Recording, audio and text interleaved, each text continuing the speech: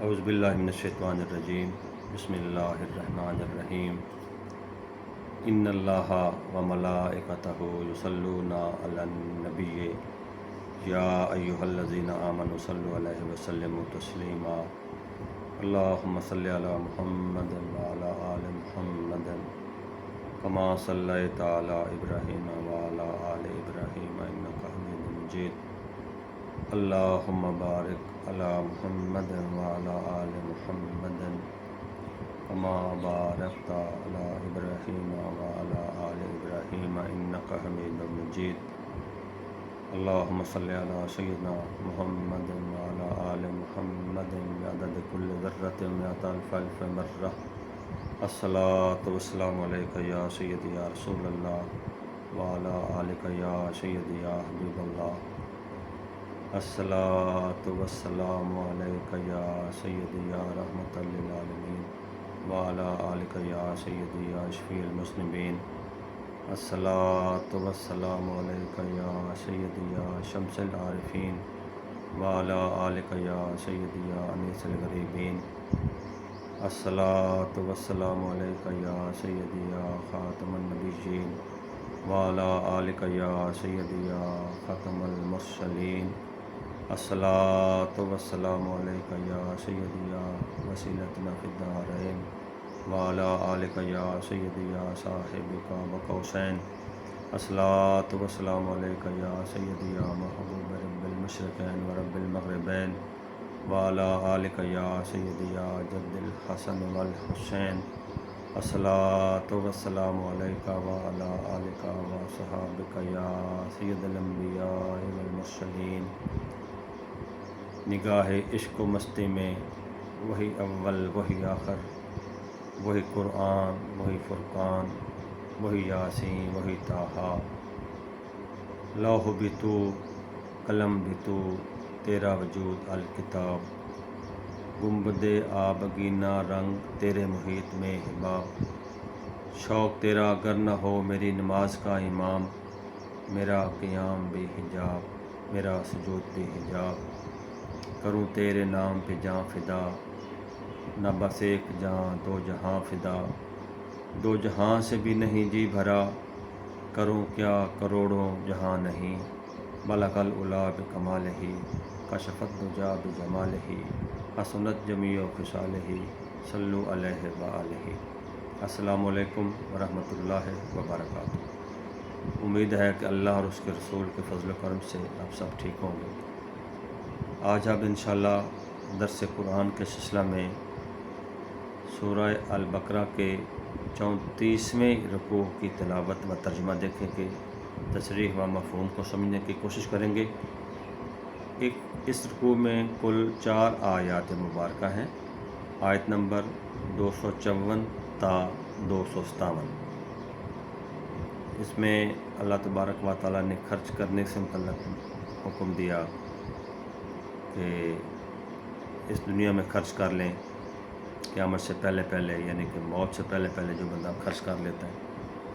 پھر اس کے آگے آیت الکرسی ہے، بڑی مشہور آیت ہے قرآن پاک کی۔ احادیث مبارکہ میں اس کی بڑی فضیلت بیان کی گئی ہے، اللہ تعالیٰ کی عظمت اور شان بیان کی گئی ہے، توحید بیان کی گئی ہے۔ اس کے بعد اللہ فرماتا ہے کہ اگلی آیات مبارکہ میں کہ جو شیطان کو چھوڑ کر اللہ پر ایمان لائے تو اس نے مضبوط گرہ تھام لی جو کبھی نہیں کھل سکے گی۔ تو آخری آیات مبارکہ میں اللہ فرما رہا ہے کہ اللہ تعالیٰ دوست ہے ایمان والوں کا، وہ ان کو کفر کے اندھیروں سے نکال کر ہدایت کی روشنی کی طرف لاتا ہے، جبکہ کافروں کا حمایتی شیطان ہے جو ان کو ہدایت کی روشنی سے نکالتا ہے اور کفر کے اندھیروں کی طرف دھکیلتا ہے، اور یہی دوزخ والے ہیں جس میں وہ ہمیشہ رہیں گے۔ اس رکوع میں اللہ تعالیٰ نے یہ بیان فرمایا۔ شروع کرتے ہیں جی، بسم اللہ الرحمن الرحیم۔ یا ایہا الذین آمنوا انفقوا مما رزقناکم من قبل ان یاتی یوم لا بیع فیہ ولا خلۃ ولا شفاعۃ والکافرون هم الظالمون۔ اے ایمان والو، اے محبت رسول والو، یا اس کا ترجمہ یوں بھی کر سکتے ہیں کہ اے عاشقان رسول،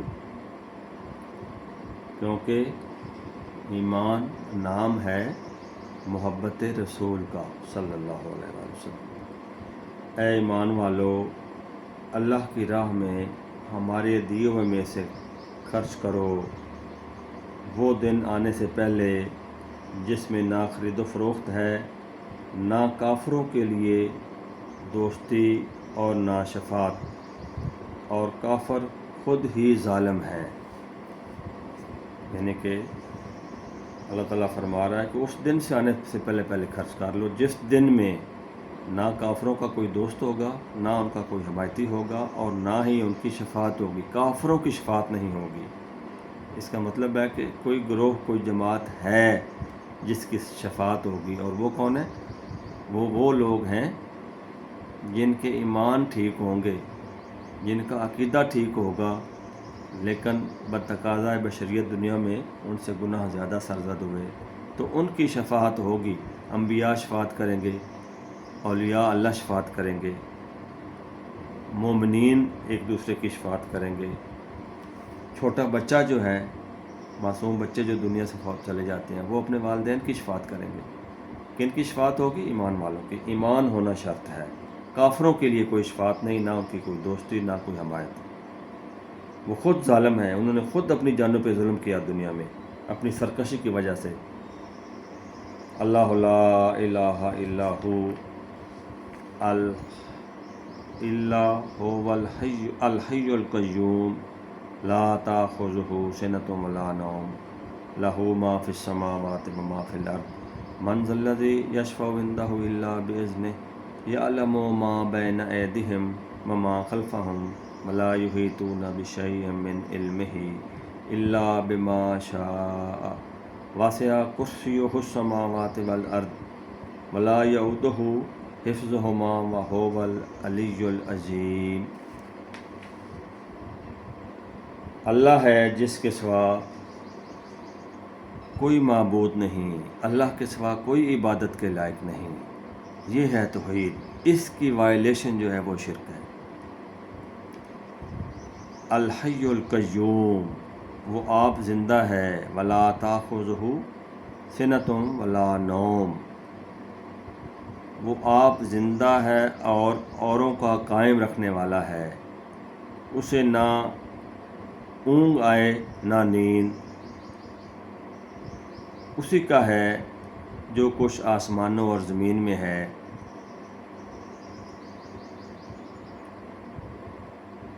وہ کون ہے جو اس کے یہاں سفارش کرے بے اس کے حکم کے بغیر؟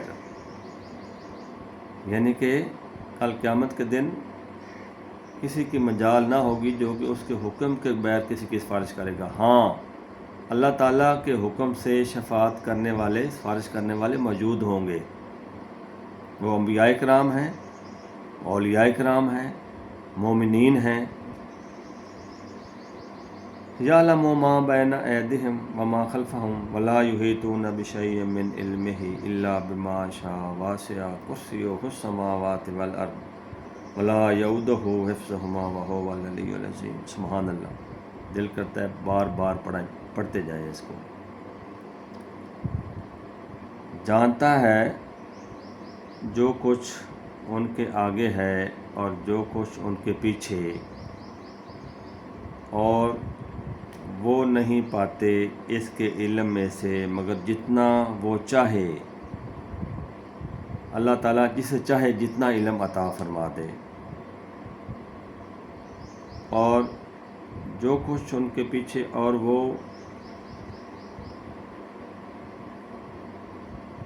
اس کی کرسی میں سمائے ہوئے ہیں آسمان اور زمین، ساتوں آسمان۔ اس کی کرسی کی وسعت اتنی ہے کہ ساتوں آسمان اور زمین اس میں سمائے ہوئے ہیں، اور اسے باری نہیں ان کی نگہبانی، اور وہی ہے بلند بڑائی والا۔ اللہ تعالیٰ آسمانوں اور زمین کی نگہبانی اللہ تعالیٰ کے لیے کوئی مشکل کام نہیں۔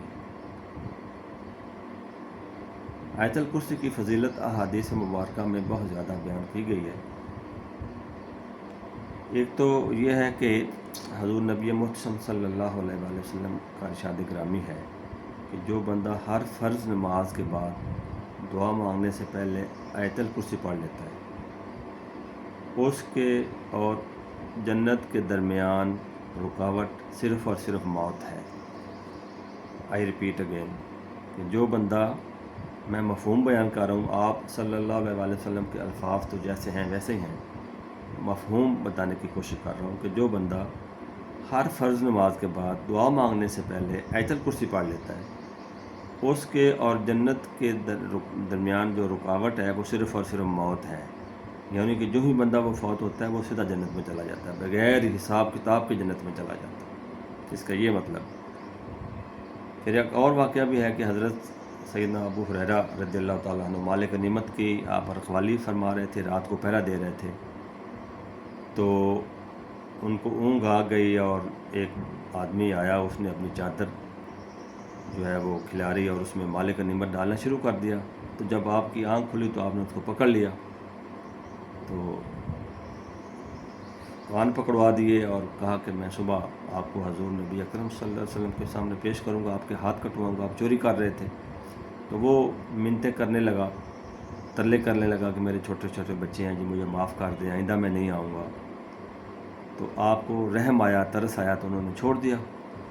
صبح جب حضرت ابو ہریرہ رضی اللہ تعالیٰ عنہ حضور نبی اکرم صلی اللہ علیہ وسلم کی بارگاہ اقدس میں حاضر ہوئے تو آپ نے مسکرا کر پوچھا کہ اے ابو ہریرہ، وہ آپ کے رات والے چور کا کیا بنا؟ تو انہوں نے عرض کی یا رسول اللہ، وہ بڑی منتیں کر رہا تھا، رو رہا تھا، تو مجھے ترس آ گیا، رحم آ گیا، تو میں نے چھوڑ دیا۔ تو آپ نے فرمایا کہ آج پھر آئے گا۔ اگلی رات پھر ایسا ہوا، انہوں نے پھر پکڑ لیا، پھر اس نے زیادہ منتیں کیں، زیادہ ترلے کیے، واسطے دیے کہ میرے چھوٹے چھوٹے بچے ہیں، میں غریب ہوں، مجھے آج چھوڑ دیں، میں آئندہ نہیں آؤں گا۔ آپ نے پھر چھوڑ دیا۔ اگلے دن جب پھر آپ صبح جو حضور اکرم صلی اللہ علیہ وآلہ وسلم کی بارگاہ رسالت میں حاضر ہوئے تو آپ نے پھر پوچھا کہ اے ابو ہریرہ، وہ تیرے چور کا کیا بنا؟ تو انہوں نے عرض کیا یا رسول اللہ، اس نے تو پھر منتیں ترلے شروع کر دیے، تو اتنا رویا کہ مجھے رحم آ گیا، ترس آ گیا، تو میں نے چھوڑ دیا۔ آپ نے مسکرا کر فرمایا کہ وہ آج پھر آئے گا۔ تیسری رات پھر جب آیا تو اب حضرت ابو ہریرہ رضی اللہ تعالیٰ نے فرمایا کہ آج میں تمہیں نہیں چھوڑوں گا، آج تو میں تمہیں پیش کروں گا اور تمہارے ہاتھ کٹواؤں گا۔ تو وہ اور رونے لگا، منتیں ترلے کرنے لگا، اتنا رویا، اتنی ترلے کیے کہ آپ کو پھر رحم آ گیا، آپ نے پھر چھوڑ دیا۔ تو جب اگلے دن صبح آپ حضور اکرم صلی اللہ علیہ وآلہ وسلم کی بارگاہ میں حاضر ہوئے تو آپ نے مسکرا کر پوچھا کہ اے ابو ہریرہ، نہیں، آخری رات جو ہے نا، تیسری رات، اس نے کہا جی اگر آپ مجھے چھوڑ دیں تو میں ایک آپ کو ایسا عمل بتاتا ہوں کہ اگر آپ اپنے پراپرٹی پہ، اپنی مال پہ، گھر میں وہ قرآن پاک کی آیت پڑھ کے دم کر دیں گے تو پھر چور چوری نہیں کر سکے گا۔ تو اس نے یہ آیت بتائی، یہ آیت الکرسی، کہ اگر سونے سے پہلے آپ آیت الکرسی پڑھ کے جو آپ کا مال و دولت ہے یا اپنا گھر بار ہے، جہاں بھی جو بھی چیزیں ہیں، ان کو اگر دم کر دے، پھوکا مار دیں، تو پھر چور چوری نہیں کر سکے گا۔ تو اگلے دن جب آپ حضور اکرم صلی اللہ علیہ وآلہ وسلم کی بارگاہ میں حاضر ہوئے تو آپ نے پوچھا کہ اے ابو ہریرہ، تمہارے چور کا کیا بنا؟ تو انہوں نے یوں ہی عرض کیا کہ یا رسول اللہ، مجھے نے چھوڑنا نہیں تھا، لیکن مجھے اس نے ایک ایسا عمل بتایا تو پھر اس عمل کے بدلے مجھے چھوڑنا پڑ گیا۔ تو آپ مسکرا پڑے، آپ نے فرمایا کہ تیرا چور تھا ابلیس، لیکن بات سچ بتا گیا آپ کو۔ یہ ہے آیت الکرسی کی فضیلتوں میں سے ایک دو فضیلتیں میں نے آپ کی خدمت میں عرض کیا۔ تو ہمیں بھی چاہیے کہ سونے سے پہلے ہم بھی آیت الکرسی پڑھ کر اپنی چیزوں کو، گھر بار کو، مال مویشی، جو بھی ہماری پراپرٹی جائیداد ہے، اس کو دم کر لیا کریں تاکہ شیطان مردود کے شر سے وہ محفوظ ہو جائے۔ لا اکراہ فی الدین، قد تبین الرشد من الغی، فمن یکفر بالطاغوت ویؤمن باللہ فقد استمسک بالعروۃ الوثقی لا انفصام لہا واللہ سمیع علیم۔ کچھ زبردستی نہیں دین میں، بے شک خوب جدا ہو گئی ہے نیک راہ گمراہی سے۔ تو جو شیطان کو نہ مانے اور اللہ پر ایمان لائے، اس نے بڑی محکم گرہ تھامی، یعنی کہ مستحکم پکی گرہ تھام لی، جو کہ کبھی کھلنے والی نہیں، اور اللہ سنتا جانتا ہے۔ دین میں زبردستی نہیں سے مراد یہ ہے کہ دین میں داخل ہونے کے لیے زبردستی نہیں ہے۔ جب بندہ دائرہ اسلام میں داخل ہو گیا تو پھر تمام ارکان اسلام پر عمل کرنا، فرائض کی ادائیگی جو ہے وہ ضروری ہے، اس میں کوئی چھوٹ نہیں ہے۔ فرائض واجبات، اس میں جیسے نماز کا قائم کرنا جائے، اگر بندہ چاہے بسر مغرب پر ہی کیوں نہیں پڑھا تو نماز کی کوئی چھوٹ نہیں۔ اسی طرح زکوٰۃ، اگر صاحب نصاب ہے تو زکوٰۃ دینا ضروری ہے، صاحب استطاعت ہے تو حج ادا کرنا ضروری ہے، اگر مسافر نہیں، بیمار نہیں، بالغ ہے تو روزہ رکھنا ضروری ہے۔ فرائض کی ادائیگی محال ہے۔ یہ جو ہے نا کہ دین میں زبردستی نہیں، یہ ہے کہ دین میں داخل ہونے کے لیے زبردستی نہیں، کسی کو آپ جبراً دین میں داخل نہیں کر سکتے۔ بعض لوگ اس آیت کا غلط مطلب نکال کے اپنے فرائض کی ادائیگی سے چشم پوشی اختیار کرنے کی کوشش کرتے ہیں۔ اللہ ولی الذین آمنوا یخرجہم من الظلمات الی النور والذین کفروا اولیاءہم الطاغوت یخرجونہم من النور الی الظلمات اولئک اصحاب النار ھم فیہا خالدون۔ اللہ دوست ہے ایمان والوں کا، وہ انہیں کفر کے اندھیروں سے نکال کر ہدایت کی روشنی کی طرف لاتا ہے، اور جو کافر ہیں ان کا حمایتی شیطان ہے، وہ انہیں ہدایت کی روشنی سے نکال کر کفر کے اندھیروں میں دھکیلتا ہے۔ یہی دوزخ والے ہیں، یہی دوزخی ہیں۔ کون؟ شیطان کے پیروکار، جن کا شیطان حمایتی ہے، یہی دوزخ والے ہیں جس میں وہ ہمیشہ رہیں گے۔ صدق اللہ العظیم و صدق رسولہ النبی الکریم۔ دعا ہے کہ اللہ تبارک و تعالی ہمیں قرآن پاک کے مفاہیم کو صحیح معنوں میں سمجھنے اور ان پر عمل کرنے کی توفیق عطا فرمائے۔ قرآن پاک کی تلاوت کرنے میں، ترجمہ و مفہوم بتانے میں خاص طور پر غلطیاں ہو جاتی ہیں، تو ہم اللہ کی طرف رجوع کرتے ہیں کہ اللہ تبارک و تعالی اپنے محبوب نبی صلی اللہ علیہ وآلہ وسلم کے وسیلہ جلیلہ سے ہماری غلطیوں، کوتاہیوں، سستیوں، بے ادبیوں، حتیٰ کہ زندگی کے تمام صغیرہ کبیرہ گناہوں کو معاف فرما کر نیکیوں میں تبدیل فرما دے۔ ہم سب کو اپنے محبوب نبی صلی اللہ علیہ وآلہ وسلم اور آپ کی آل پاک پر کثرت سے درود و سلام پڑھنے والوں میں شامل فرما دے، اپنا ذکر کثیر کرنے والوں میں پیدا فرما دے۔ سبحان ربک رب العزت عما یصفون وسلام علی المرسلین والحمد للہ رب العالمین۔ اللہم صلی علی سیدنا محمد وعلی آل محمد بعدد کل ذرۃ مئۃ الف مرۃ۔ الصلاۃ والسلام علیک یا سیدی یا رسول اللہ وعلی آلک یا سیدی یا حبیب اللہ۔ السلام علیکم ورحمۃ اللہ وبرکاتہ۔